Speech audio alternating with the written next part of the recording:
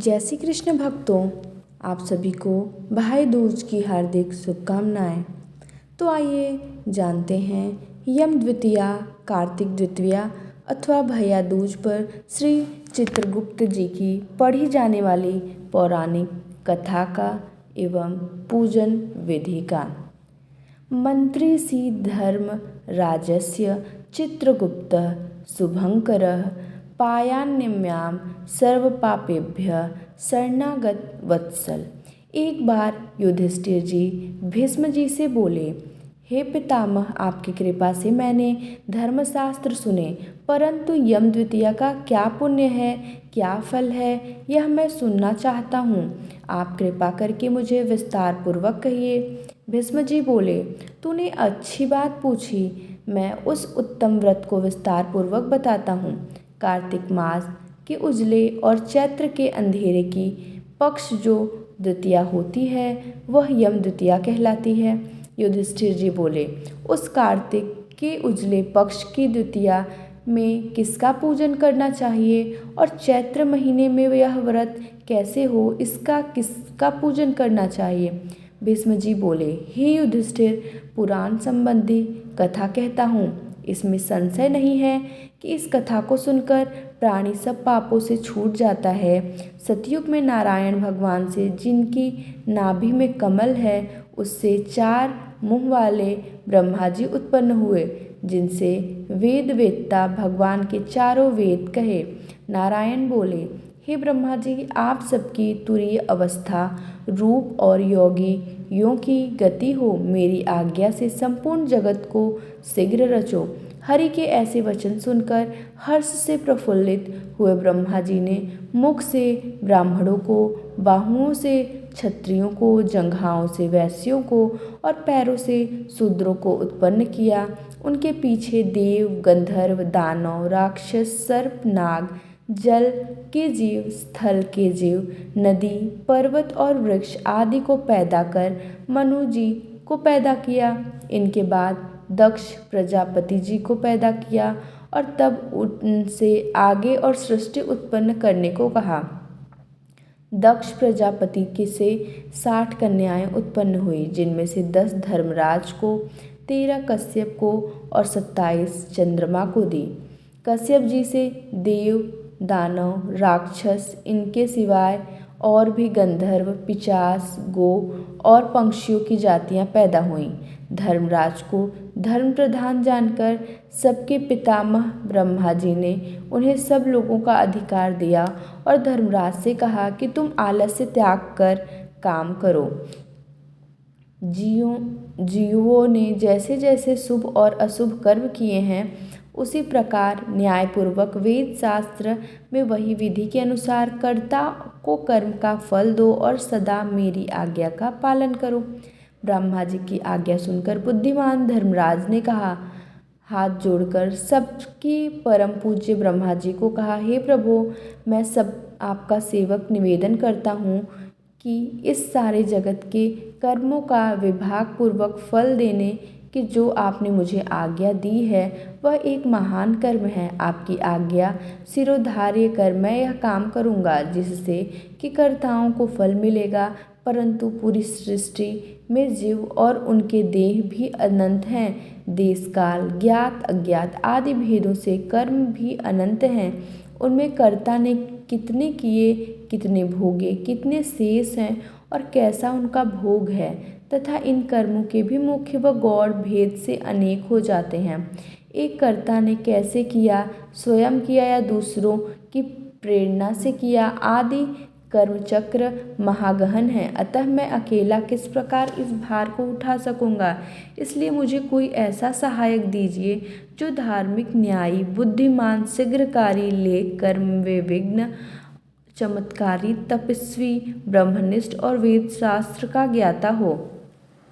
धर्मराज ने इस प्रकार प्रार्थना पूर्वक किए हुए कथन को विधाता सत्य जान मन से प्रसन्न हुए और यमराज का मनोरथ पूर्ण करने की चिंता करने लगे कि उक्त सब गुणों वाला ज्ञानी लेखक पुरुष होना चाहिए, उसके बिना धर्मराज का मनोरथ पूर्ण न हो।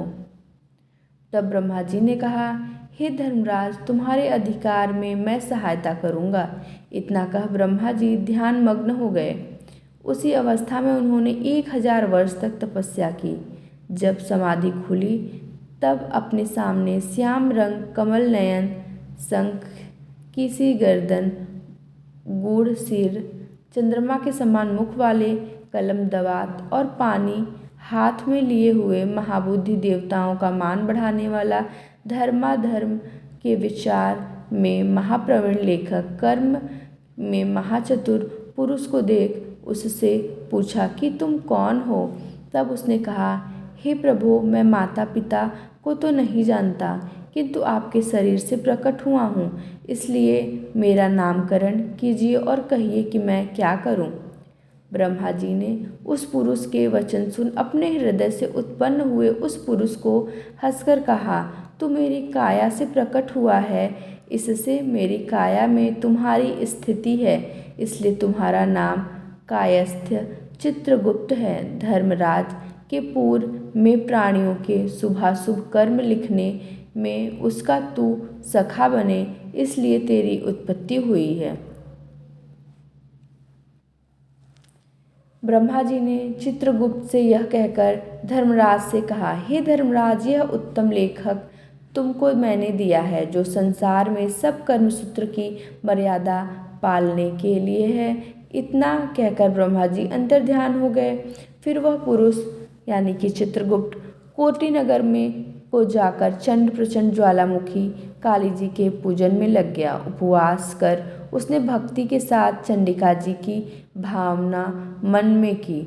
उसने उत्तमता से चित्त लगाकर ज्वालामुखी देवी का जप और स्रोतों से भजन, पूजन और उपासना इस प्रकार की, हे जगत को धारण करने वाली, तुमको नमस्कार है। महादेवी, तुमको नमस्कार है। स्वर्ग, मृत्यु, पाताल आदि लोक लोकांतरों को रोशनी देने वाली, तुमको नमस्कार है।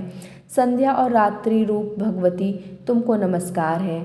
श्वेत वस्त्र धारण करने वाली सरस्वती, तुमको नमस्कार है। सतरज तमोगुण रूप देवगणों को कांति देने वाली देवी, हिमाचल पर्वत पर स्थापित आदि शक्ति चंडी देवी, तुमको नमस्कार है।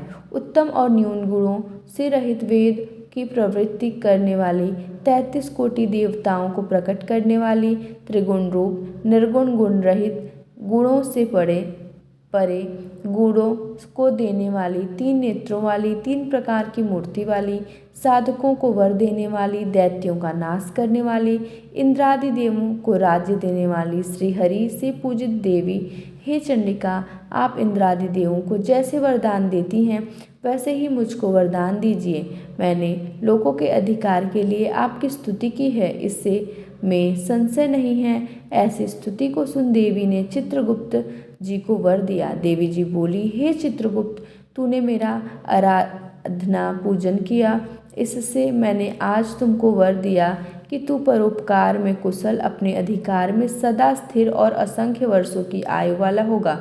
यह वर देकर दुर्गा देवी जी अंतर्ध्यान हो गई। उसके बाद चित्रगुप्त धर्मराज के साथ उनके स्थान पर गए और वे आराधना करने योग्य अपने आसन पर स्थित हुए। उसी समय ऋषियों में उत्तम ऋषि सुशर्मा, जिसको संतान की चाहत थी, उन्होंने ब्रह्मा जी की आराधना की। तब ब्रह्मा जी ने प्रसन्नता से उसकी इरावती नाम की कन्या को पाकर चित्रगुप्त के साथ उसका विवाह किया।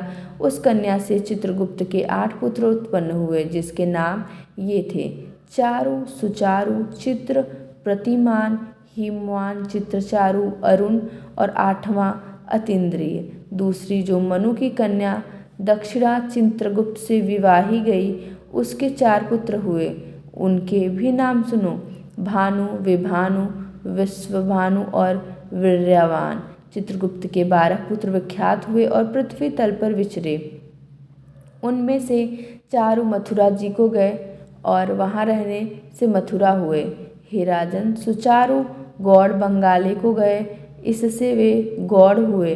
चित्रभट्ट नदी के पास के नगर को गए, इससे वे भटनागर कहलाए। श्रीवास नगर में भानु बसे, इससे वे श्रीवास्तव्य कहलाए। हेमवान अम्बा दुर्गा जी की आराधना कर अम्बानगर में ठहरे, इससे वे अम्बस्ट कहलाए। सक्सेन नगर में अपनी भार्या के साथ प्रतिमान गए, इससे वे सूर्यध्वज कहलाए और अनेक स्थानों में बसे अनेक जाति कहलाए। उस समय पृथ्वी पर एक राजा जिसका नाम सौदास था सौराष्ट्र नगर में उत्पन्न हुआ। वह महापापी, पराया धन चुराने वाला, पराई स्त्रियों में आसक्त, महाअभिमानी, चुगलखोर और पाप कर्म करने वाला था। हे राजन, जन्म से लेकर सारी आयु पर्यंत उसने कुछ भी धर्म नहीं किया। किसी समय वह राजा अपनी सेना लेकर उस वन में, जहाँ बहुत हिरण आदि जीव रहते थे, शिकार खेलने गया। वहाँ उसने निरंतर व्रत करते हुए एक ब्राह्मण को देखा। वह ब्राह्मण चित्रगुप्त और यमराज जी की पूजन कर रहा था। यमद्वितीया का दिन था। राजा ने पूछा, महाराज आप क्या कर रहे हैं? ब्राह्मण ने यमद्वितीया व्रत कह सुनाया। यह सुनकर राजा ने उसी दिन कार्तिक के महीने में शुक्ल पक्ष की द्वितीया को धूप तथा दीपादि सामग्री से चित्रगुप्त जी के साथ धर्मराज जी का पूजन किया। व्रत करके उसके बाद वह अपने घर में आया। कुछ दिन पीछे उसके मन में विस्मरण हुआ और वह व्रत भूल गया। याद आने पर उसने फिर से व्रत किया। समयोपरांत काल संयोग से वह राजा सौदास मर गया। यमदूतों ने उसे दृढ़ता से बात कर यमराज जी के पास पहुंचाया। यमराज जी ने उस घबराते हुए मन वाले राजा को अपने दूतों से पिटते हुए देखा तो चित्रगुप्त जी ने पूछा कि इस राजा ने क्या कर्म किया। उस समय धर्मराज जी का वचन सुन चित्रगुप्त जी बोले, इसने बहुत ही दुष्कर्म किए हैं, परंतु दैव योग से एक व्रत किया जो कार्तिक के शुक्ल पक्ष में यमद्वितीया होती है।